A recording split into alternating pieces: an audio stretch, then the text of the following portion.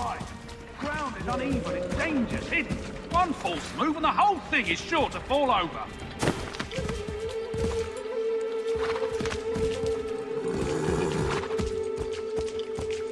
With the French push back, there'll be a lot of opportunities for us up north. I hear the beaver pelts they gather fetch a fine price back home.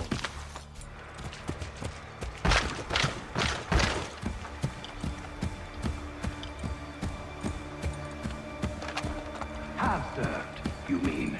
Sir, you are grateful to have served. General!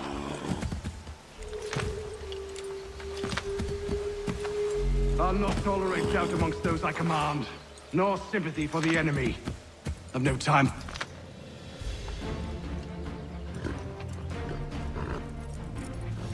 Edward. Not so fun on the other end of the barrel, is it? Look out!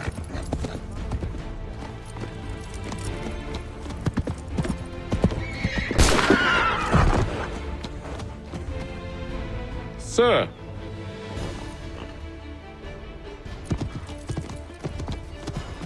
Where are you off to, Edward?